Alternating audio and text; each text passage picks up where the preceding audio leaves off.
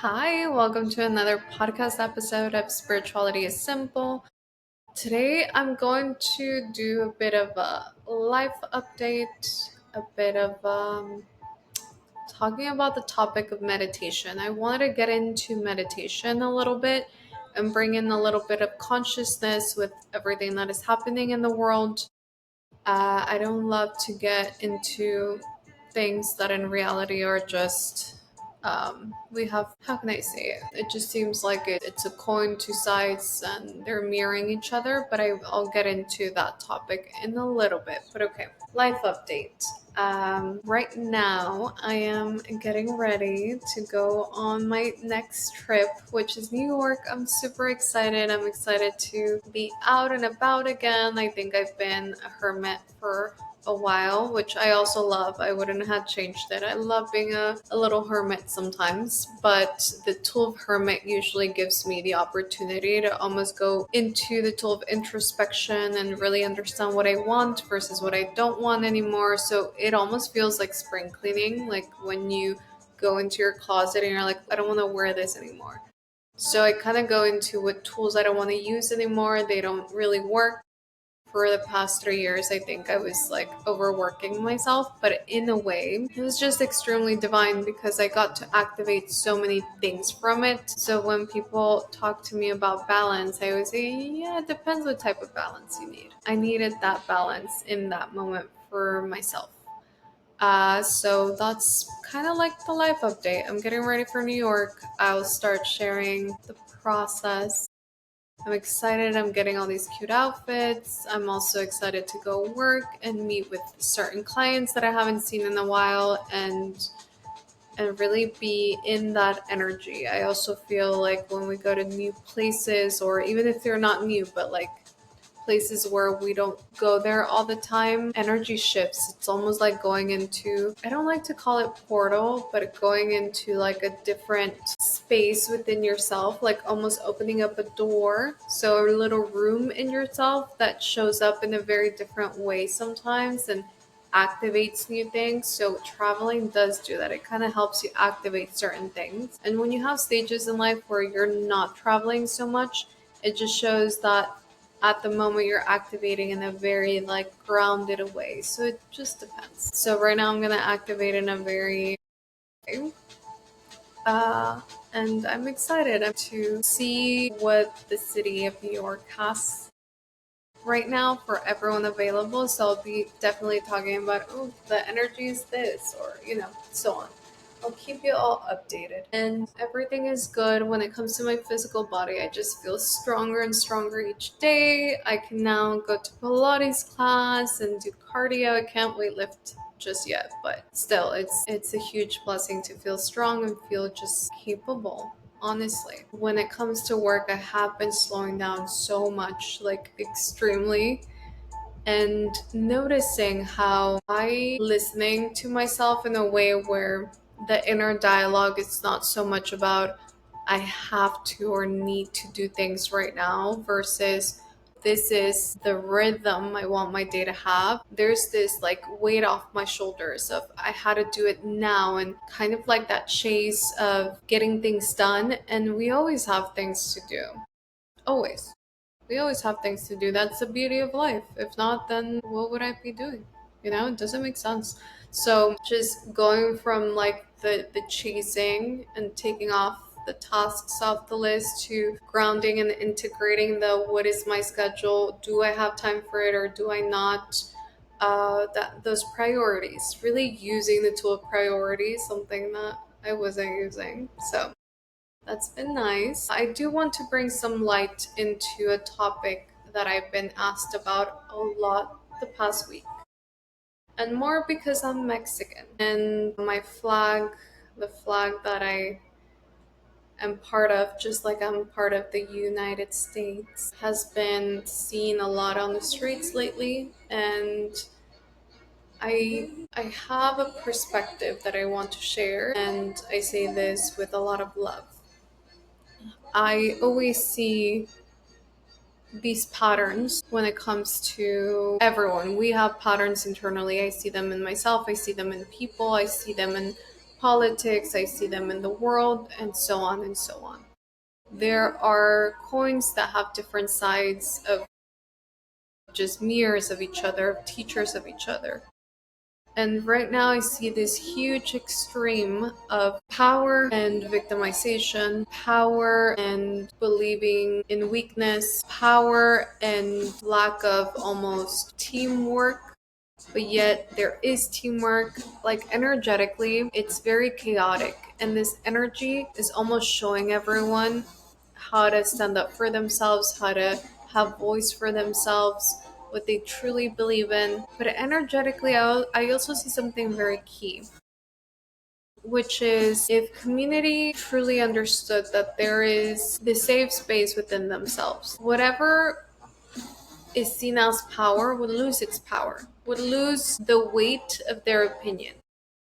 If someone tells me you're beautiful or ugly, it wouldn't matter. I would know I am beautiful or ugly. It wouldn't matter. Whatever I know, whatever I accept, whatever my heart carries. Right now, the biggest teacher is the one that speaks. And once it speaks, if you take it as true, then takes action. That almost like pattern is very, very obsessive and very, it wraps you around. I don't think that anyone is weak. I don't think that the community is responding in a wrong way. I think everyone's responding the way they can. But I do believe that there is something deeper behind this, which is a huge cleanse of how the world works, of how the world is responding, of how division works. All I see in the energy is the want of division instead of unity. So I invite all of you to not fall in that trap. Don't fall in the trap of division in the reality of unity. What do you want to be unified to? How do you view humanity? How do you want to view humanity? What type of human do you have to be for that humanity to exist? Because we're at a breaking point right now where we're getting a very extreme wild card to either wake up or keep the pattern going. Either way, either we wake up or we keep the pattern going. Waking up means I help those around me. I see what I have as enough, and I don't need anyone else to know I'm helping. I don't need people to know that I'm helping. I don't need people to know how much I extend my hand to the neighbor. No one needs to know, just me. Why? Because this isn't about anyone needing a savior. No one needs a savior. We're just a team as humanity. That's all we need, to be a team, to understand exchange, to understand unconditional love, to understand connection. So don't see this as, oh my God, who's gonna be our savior so that we can pick someone else in power. See it as, how can we be our inner saviors to feel strong, to feel reliable, to feel that self-responsibility, to be able to help those around me. Let's look around in our community. Who can we help? How can we help? How can I help? What do I have available to extend a hand? Rather than who's going to be our next savior, so that they can also keep doing division and blaming the one in the past. No more of that, my loves. No more. This is about unity. This is about community. I said it in my first episode. Focus on community and helping others this month. Why? Because the energy is chaotic. As much as we would love to do many, many things, the best way to start is, who's next to me? How can I help them? Who's in front of me? How can I smile? What do you want? What do you need? How do I wake up and how do I give something to myself? How do I believe in myself? How do I know humanity is powerful to change, to make a change? That's what's available. That's what this is all about. That's the opportunity that I invite you to take and notice how it's not about receiving a savior. It's not about who, left, right, black or white, no, gray. We need to paint the gray now, new color, new focus, believing in ourselves, believing in our community, believing in those next to us, believing that change can happen and we don't need to be depending on the same pattern over and over again. Believing that truly balance doesn't come from equality. Balance comes from understanding what seed everyone plants, because that seed is different. It's authentic. Everyone plants a very extremely different seed. So if you want to be balanced, you have to understand some seeds will be bigger than others, and that's fine. It might just mean that you have more past lives. So you're just an older soul and you're here to give more. That's fine. So it's about lack of comparison, lack of division, and focus. Who's next to me? How can I help that person next to me? It's about not mirroring chaos, not mirroring fear. Do not mirror the fear. Please mirror strength. Strength that comes from unconditional love. Strength that comes from keeping your word. Strength that comes from watering different seeds, different people by believing in them. When we see someone and we see them strong and you're reminding them you are strong.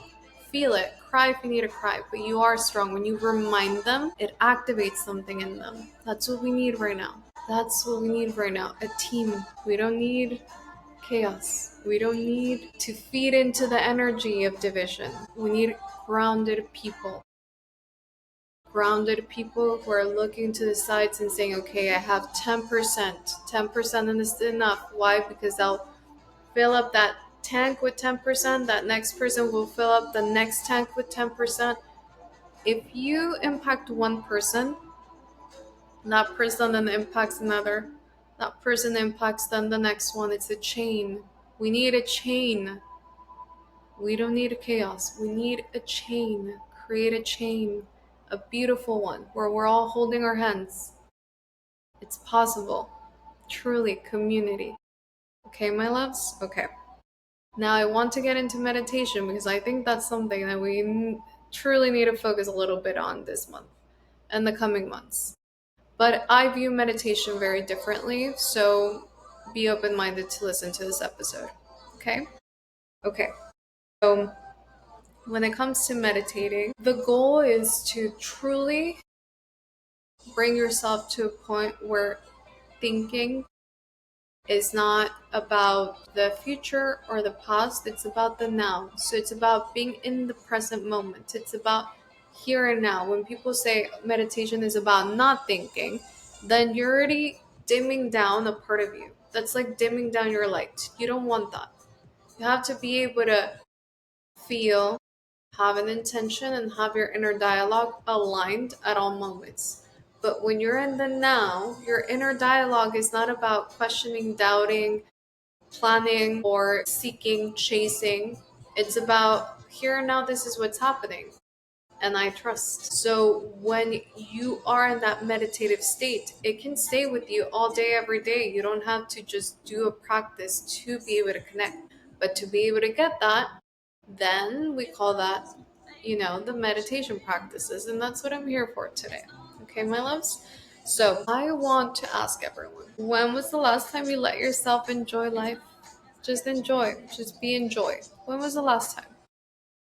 Because usually the reason why there is this lack of presence and being in the present moment, it has a lot to do with the shame of making a mistake in the past or the shame of not having control of the future.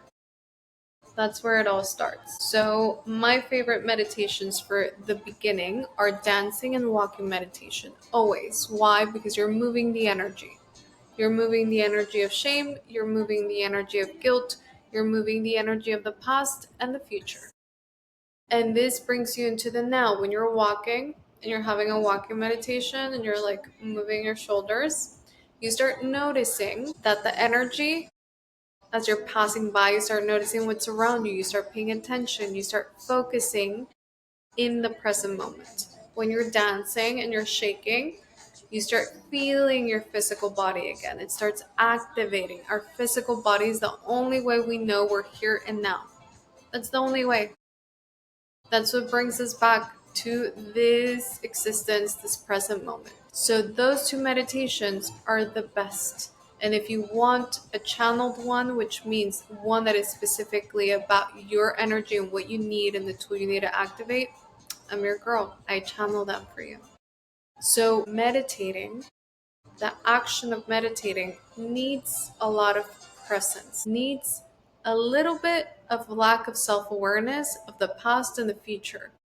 So, usually, to be able to get into this meditative states, you have to have healed and started embodying it. When I do mentorship for my clients, I don't make them meditate right when we start. I tell them, I'll send you the meditation, the channeled one, as soon as I see your energy ready. What does that mean? You've healed. You already have clarity. You already connected the dots. You already understand who you are and who you want to be. So there is clarity of the past, present, and future. It's all organized. You're not scattered. So now let's start meditating. Now let's start moving the energy. Now let's start focusing on practices that bring it to the now. And those who stay very stuck in like the healing and oh my god, I still need to release this much, and that's just emotional memory you're extremely attached to. And that's normal. It's very human to be in that state, but you can get out of it very easily. Now, the silent meditation where you go and you sit down and you integrate the silence, that's a very powerful one.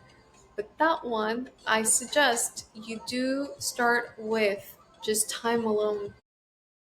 When there is silence, when there's alone time, you start listening to yourself.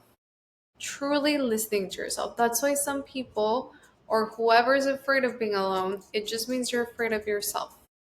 Easy, simple, afraid of yourself. When you want to start those type of meditations, I start telling my clients, honey, you need 1 hour a day alone. Don't try to do anything, don't try to think about something, just alone. Do something that you like. Personally, my mornings being alone is my coffee time, it's my playlist time. I have the playlist tool of beginning. Why? Because you're beginning your day. I love waking up early because the less noise of those who are awake, the better for me personally. So it's that time for myself. That's how that meditative state starts for the silence. So, silent moment doesn't necessarily mean I go sit down and not move. But then, after you have at least like 3 months of that type of presence with yourself, then you go into the silent meditation that is amazing as well. This is when you sit down and you let your mind flow. It starts talking to you. It starts reminding you. If you're still in survival mode, it starts telling you what to do, not to do, how to do, what's next. But as you start embodying, living, and experiencing, it starts silencing itself. And your mind starts being there with you in a very different way. This is when you start truly connecting to your intuition, truly understanding what's happening now, truly letting go of what's not yours. So it's almost like this process to get there and not fully just jump into very specific meditations that are just telling you what to do. Because to be able to meditate, you first have to truly know who you are in the now versus being told what you're supposed to be, my loves. So that's my take on meditation. And I think it is a very important time in the world, in our lives, to start these practices where you understand the now. Because when there's trauma and there's fear and there's generational trauma and generational wounds, that's when the society is the most controllable. It's just the truth. Why? Because you don't recognize your power of the now. And it's time to recognize it. So I invite you to do dancing meditations. I have a playlist filled with different tools, with tools they activate. I invite you to do walking meditations. If you join my newsletter, there's a free one right there. And if you already done all the work, spend time with yourself alone to get to know yourself. Okay, my loves, I will be posting another podcast episode on Tuesday. I'm sending you so much love, a big hug. Notice where you are, notice who you can help, notice what community you can connect to. We're all one. And meaning we're all one means we all come from the same place. So it doesn't matter how different we look and seem, as long as there's compatibility of the tools. Notice what tools people use. You might not use it the same. Maybe I use the tool of happiness very different than you do, but we're using the tool of happiness. Maybe I use the tool of respect very differently than you do. tool respect. So it's not about gender, race, or anything. It's about tools and compatibility. Okay? Sending everyone a big hug. Bye.